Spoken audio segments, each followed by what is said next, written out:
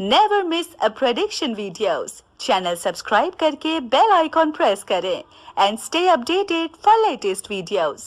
ओम या श्री स्वयं सुकृतानां भवनेश लक्ष्मी पापात्मनां कृत्यां देश बुद्धि श्रद्धा सतां कुलजन प्रवस्य लज्जां तां त्वां नतास्मि परिपालय देवी विश्वं हरि। नवरात्रों की इस यात्रा पर हम निकले हुए हैं और नवरात्रों के साथ 9 नेताओं की बात करते हैं। यहाँ कहाँ नवरात्रों में नवदुर्गा की बात करते हैं और दूसरी तरफ हम नेताओं की बात करते हैं। कलयुग में नेताओं को किसके साथ समकक्ष माना जाता है इसके विषय में कुछ नहीं बताऊंगा, पर तब भी हम पहुंच गए हैं अपने 5वें नेता के ऊपर। और 5वें नेता की जब हम बात करते हैं तो एक छोटे से गांव से चलकर उस व्यक्ति ने देश में कॉर्पोरेट मूवमेंट हो या फिर स्टूडेंट यूनियन का मुद्दा हो, वहां से उठकर पंत प्रधान की गद्दी को छूने का प्रयत्न किया। और ऐसा नहीं कि वो कामयाब नहीं हुए, पर पंत प्रधान नहीं बन सके, यानी प्राइम मिनिस्टर नहीं बन सके, पर उसके बावजूद भी लोग उनको पिछले 20 सालों में 20 बार पंत प्रधान की गद्दी पर बैठते हुए देखना चाहते रहे हैं, पर वो बन ना पाए। क्या कमी है उनकी कुंडली में, क्यों नहीं बन पाए, इसके ऊपर चर्चा करेंगे। मगर आज के नेता जो हैं मेरे बहुत ही आदरणीय श्री शरद पवार। जब हम शरद पवार की बात करते हैं तो किसी भी तरह की कोई भी जानकारी देने की जरूरत नहीं है। शरद पवार अपने आप में नाम ही काफी है। मगर जब कुंडली का अध्ययन करते हैं तो बारामती से निकले हुए शरद पवार एक शेतकरी फैमिली से निकला हुआ एक मराठा नेता, जिसने पूरी दुनिया को बता दिया कि एक नेता ऐसा भी है जिसका नाम शरद पवार है।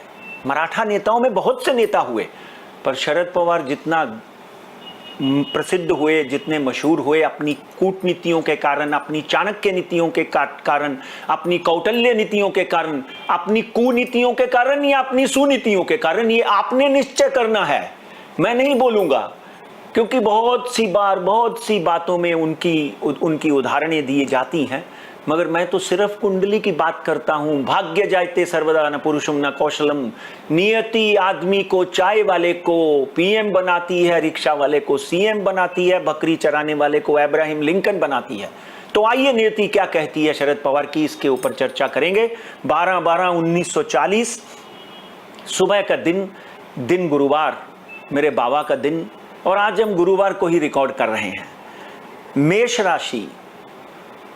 राशि, मगर नाम उनका जो है वो कुंभ राशि के ऊपर रखा गया है। यानी उनके पिताजी ने कुंडली दिखाई ही नहीं जब पैदा हुए, वो अपनी कुंडली खुद ही लिखते रहते हैं। कभी भी शरद पवार को देख लो, ना कुंडली, ना भगवान, ना धर्म, ना कर्म, ना संस्कार, कुछ लेना देना नहीं है। अपना राजनीति ही उनका धर्म है, राजनीति ही उनका कर्म है, राजनीति ही उनके संस्कार है। और मैं मानता हूं ये बात, मेरे पिताजी कहते थे कि एक या काम के हो जाओ या राम के हो जाओ, तो शरद पवार काम के हो गए, इसलिए राम उनको अपने आप मिल गया होगा। मगर 12/12/1940 में शरद पवार साहब का जन्म हुआ। वृश्चिक लगन, वृश्चिक राशि और वृश्चिक लगन की हम पिछले 5 एपिसोड में कितनी बातें कर चुके हैं। चाहे वो राहुल गांधी हो, चाहे नरेंद्र मोदी हो, अमित भाई शाह हो, राहुल गांधी और साथ में नरेंद्र मोदी, ये सब लोगों की वृश्चिक लगन या वृश्चिक राशि या कर्क लगन या कर्क राशि है, क्योंकि मंगल की राशि है। वृश्चिक राशि का स्वामी कौन है? मंगल। 12वें घर में शरद पवार के बैठा हुआ शुक्र के साथ एक चरित्रवान नेता। इस बात को ध्यान रखिए, बड़े नेता आपने देखे होंगे, ये अपनी राजनीति के लिए, कूटनीति के लिए 24 में से 22 घंटे काम कर सकता है, मगर अपने चरित्र को कभी शरद पवार ने गिरने नहीं दिया। इसके लिए मैं उनको सैल्यूट करता हूं। शुक्र की महादशा में इनका जन्म हुआ 12/12/1940, 19/9/1943। एक सामान्य परिवार, शेतकरी परिवार में इनका जन्म हुआ। घर का वातावरण ठीक ठाक था। उसके बाद सूर्य की महादशा आई 43 से 49। 43 से 49 में स्कूल, मतलब ऐसा समझ लें कि स्कूल जाते रहे होंगे। क्योंकि इनका बुध मंगल की राशि में बैठा है, बहुत पढ़ाई में बहुत अच्छे नहीं थे, मगर नीतियों में सबसे अच्छे थे। आप ध्यान से सुनिए कि आदरणीय धीरूभाई अंबानी कोई बहुत पढ़े लिखे व्यक्ति नहीं थे, मगर विद्वता, व्यापार इतना ज्यादा किया कि मरने से पहले 1 लाख करोड़ रुपए को रिलायंस बना के छोड़ दिया। और इस वक्त हम इनकी कुंडली का जब हम अध्ययन करते हैं तो मेष राशि के साथ साथ में इनका नक्षत्र बहुत सुंदर है, जिसकी कई बार क्या होता है कि नक्षत्र जो है वो आदमी को बहुत कुछ बना देता है। मेष राशि में शुक्ल पक्ष यानी चंद्रमा, ऑलमोस्ट इनको पूर्णिमा का मुहूर्त मिलता है, 13वीं है और 14वीं है। और भरणी नक्षत्र, एक धीर गंभीर नेता जो राइट हैंड साइड में क्या पकड़ा है लेफ्ट हैंड साइड को पता ना लगने दे, घर में क्या खाया है उसकी बीवी को भी पता ना लगे, वो ऐसा कुछ बना के खा ले। तो भगवान की कृपा से धीर गंभीर नेता। और वृश्चिक लगन और मेष राशि दोनों मंगल की राशियां, वृश्चिक राशि का स्वामी भी मंगल, मेष राशि का स्वामी भी मंगल, धनुष और मांगलिक कुंडली। तो चंद्रमा की महादशा लगी 1949 से 59, यानी जब हम चंद्रमा की महादशा की बात करते हैं तो चंद्रमा की महादशा जो है आदमी को कहीं ना कहीं ऐसी परिस्थितियों में लाकर खड़ा कर देती है कि आपको ज्ञात हो जाता है कि yes he will do something. जैसे तेंदुलकर को आपने 14 साल की उम्र में जिन्होंने बैटिंग करते देखा, उन्होंने थोड़ी सोचा था कि ये अब्दुल कादर को इतना मारेगा कि पूरे देश का, पूरे विश्व में 17 साल की आयु में ही कहां का कहां पहुंच जाएगा। मगर यहां पर भी इनकी चंद्र की महादशा जब लगी तो चंद्र की महादशा में इनके जीवन में वो हुआ जो आपने सोचा ना था। पूना के कॉलेजेस में इन्होंने जब यूनियन ज्वाइन की तो शरद पवार की उम्र 18 से 19 बरस की थी। यूनियन ज्वाइन करते ही इनकी मंगल की महादशा लगी, लग्नाधिपति मंगल। 1959 से 1966 तक शरद पवार एक वाहद आदमी थे जिन्होंने कांग्रेस ज्वाइन करके NSU का इलेक्शन जीता और कॉलेज में और यूथ के लीडर बने। 25 साल से पहले शरद पवार ने डेफिनेटली आमदारगी हासिल कर ली। और वहां से इनका जब करियर शुरू होता है तो इनके गुरु कौन बनते हैं? वो बनते हैं वसंत दादा पाटिल। शरद राव को मिनिस्टर बनाया जाता है 66 से 84 तक, 43 ईयर की एज होती है 84 में इनकी, मिनिस्टर बनाया जाता है। और राहु की महादशा में शरद पवार ने दुनिया को दिखा दिया कि मैं एक मराठा ऐसा नेता हूं जो कुछ भी कर सकता हूं, क्योंकि नीतियां कुनीतियां ग्रहों से आती हैं। संस्कार में यानी आपके माता पिता राजा थे, जरूरी नहीं है कि आप राजा बनोगे। तो इनकी ग्रह दशा राहु की इतनी अच्छी थी कि 1984 तक तो इन्होंने अपने ही गुरु को समझाया कि अभी आप बुढ़े हो चुके हो, आपको राजनीति से त्यागपत्र ले लेना चाहिए और चीफ मिनिस्टर की गद्दी जो है वो मुझे मिल जानी चाहिए। मगर भाग्य जायते सर्वदा न पुरुषम न कौशलम, सिचुएशन ऐसी बनी कि गुरु की महादशा इनकी जब 84 से लेकर 2000 तक आई, ये 2 बार मुख्यमंत्री बने। पहले मंत्री रहे, छोटे मोटे खाते मिलते रहे, मगर गुरु की महादशा एक ऐसी महादशा थी। जवानी में कहते हैं गुरु और शनि अगर उज्जवल आपके हाथ में आ जाते हैं और आपकी महादशा लग जाती है तो आप रंक से राजा बन जाते हो। यही शरद पवार के 84 से लेकर 2000 तक 16 साल की महादशा में हुआ। मुख्यमंत्री बने। मुख्यमंत्री बनने के बाद इन्होंने दिल्ली का रुख किया, क्योंकि इवेंचुअली तो शरद पवार का जो एम जो था ये अंतर्मन से एम, उन्होंने कभी बताया नहीं किसी को कि मैं पीएम बनना चाहता हूं।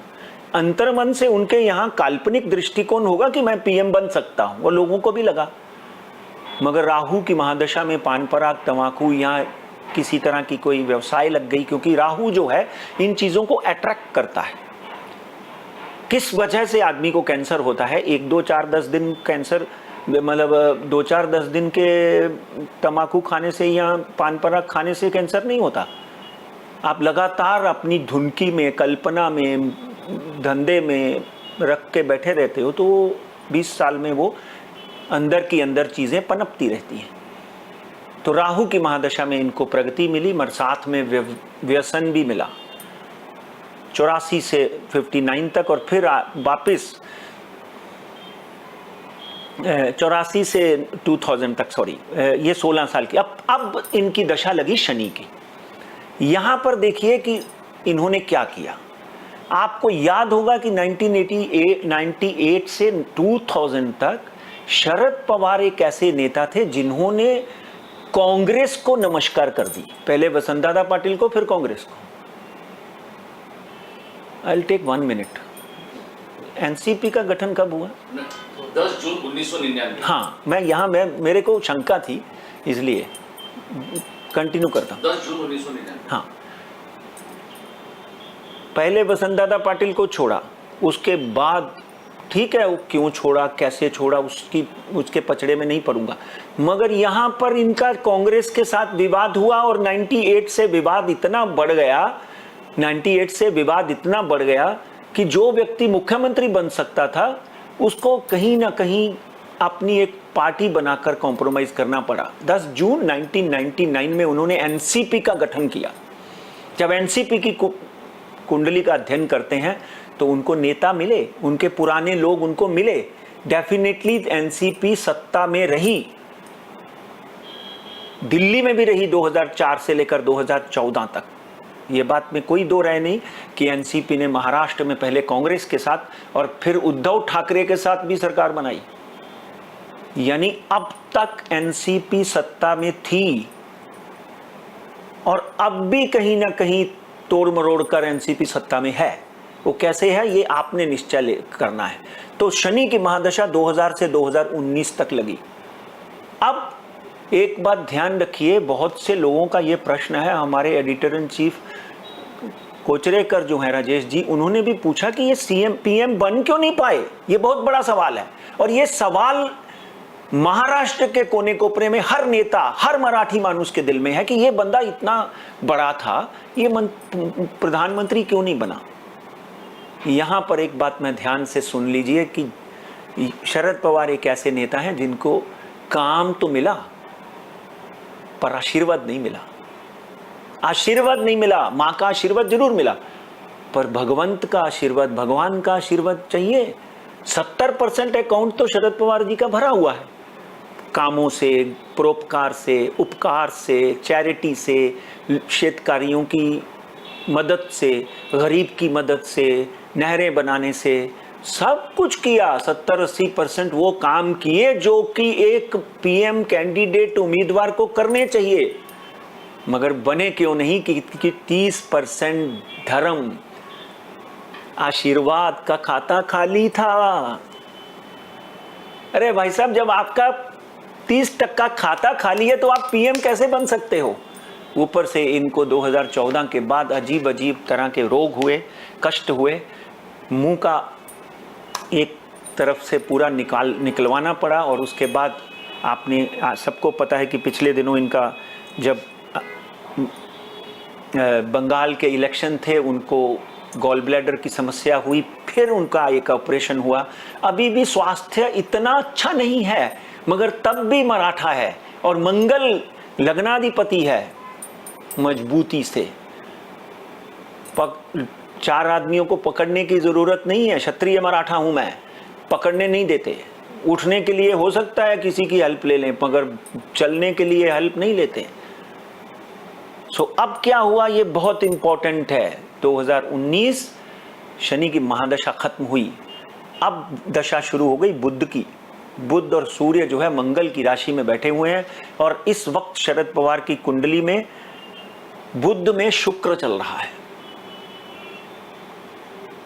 देखिए, sometime you say what you give you it comes back to you, but I don't want to say. Sometime you say कि आप अपने कर्मों का फल भुगतते हो। अरे भाई साहब, 82-83 ईयर की आयु हो चुकी है, राजा बनकर आप जिंदा जीवन जिया है आपने। अब कुछ हुआ भी है तो उससे क्या फर्क पड़ने वाला है। सप्तम भाव को देखते हैं तो प्रतिभा पवार की बात मैं करना भूल गया। प्रतिभा पवार इनके जीवन में एक ऐसी स्त्री आई जो भाग्यवान, लक्ष्मी, आरोग्यवान, सब कुछ इनको उनके माध्यम से मिला। जितना धर्म प्रतिभा पवार ने किया उसके सारे फल शरद पवार को लगे। पिछले 50 से 60 साल के कैरियर में, चाहे वैष्णो देवी ले जाने की लोगों की बात हो, शिरडी ले जाने की बात हो, हजारों लोगों को भोजन कराने की बात हो, वो इनकी तरफ से प्रतिभा पवार ने किया। मगर तब भी आपके मन में धर्म नहीं है तो कोई ना कोई तो सजा मिलती है। वो सजा ये मिली कि ये पीएम ना बन पाए। अब इनकी बुद्ध की महादशा शुरू हुई है और रिसेंटली हमारे कुछ चैनल के माध्यम से, कुछ शोज के माध्यम से आपने देखा होगा कि हमने 4-5 बार भविष्यवाणी की कि इनका सबसे क्लोजेस्ट, इनका रिश्तेदार, इनका भतीजा पार्टी में बगावत कर सकता है और वो बगावत हो गई। अब एनसीपी किसकी है? जैसे एक सवाल खड़ा होता है कि शिवसेना किसकी है। एकनाथ ने ले तो ली शिवसेना, पर आगे जाकर क्या होगा अभी तक आपको नहीं पता, क्योंकि केस भी चल रहे हैं। और अब एनसीपी किसकी है, ये बहुत बड़ा सवाल खड़ा हुआ। लोग बोलते हैं, छगन भुजबल जैसे लोग, प्रफुल्ल पटेल जैसे लोग, मैं तो नाम लेके बोलता हूँ कि जो उन्होंने किया उन्होंने भुगता। ऐसा कुछ नहीं है। शरद पवार आज भी मजबूती के साथ बुद्ध की महादशा में खड़े हैं, मगर समस्या क्या है कि उनके पंचम भाव में केतु बैठा हुआ है। पंचम भाव पुत्र और पुत्री का होता है। एक तो उनको पंचम भाव का ध्यान रखना चाहिए। पुत्र और पुत्री के प्रेम में सही दिशा में डिसीजन लेने चाहिए। नहीं तो एक बात तो पक्की है कि अब एनसीपी तो चली गई। एनसीपी तो उनके हाथ से ज़्यादा 80% लोग तो आज अजीत पवार के साथ चले गए। अजीत पवार की कुंडली और शरद पवार की कुंडली का जब हम अध्ययन करते हैं तो डेफिनेटली अजीत पवार 25 हैं और शरद पवार 10 रह गए।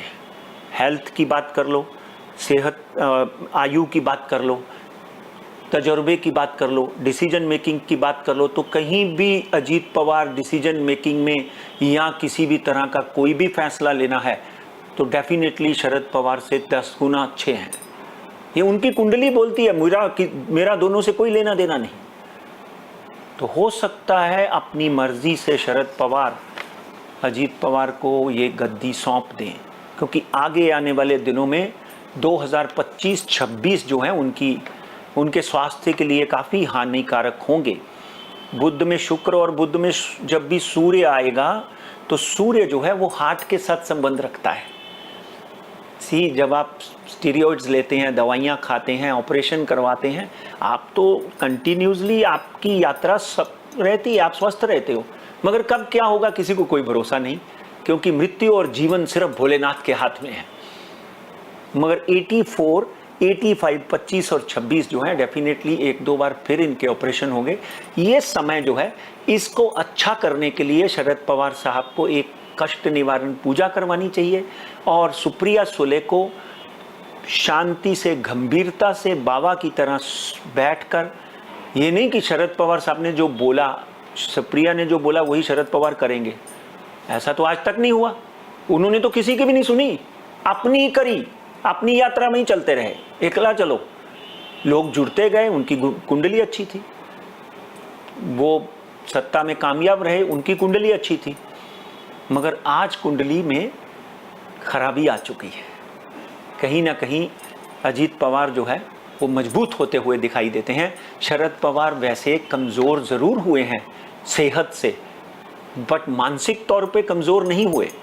उनको अपनी पुत्री के साथ बैठकर अपने जो नेता उनके साथ बच गए हैं, चाहे वो वलसे पाटिल, चाहे वो उनके जितने भी नेता बचे हैं, JN पाटिल और प्रफुल्ल को अभी भी बुलाते रहते हैं, जितने उनके साथ के नेता बचे हुए हैं उनके साथ बैठकर गंभीरता से निर्णय लेना चाहिए। अभी भी कुछ बिगड़ा नहीं, क्योंकि 25 और 26 में सेहत को लेकर मुझे भी ऐसे इतने बड़े नेता की चिंता हो रही है, क्योंकि इवेंचुअली कहीं ना कहीं हर आदमी की यात्रा खत्म होती है। But I wish him all the best, good luck, आरोग्यवान भव, धनवान भव, यशस्वी भव। इसके साथ अगली यात्रा पर चलता हूँ, तब तक नमस्कार।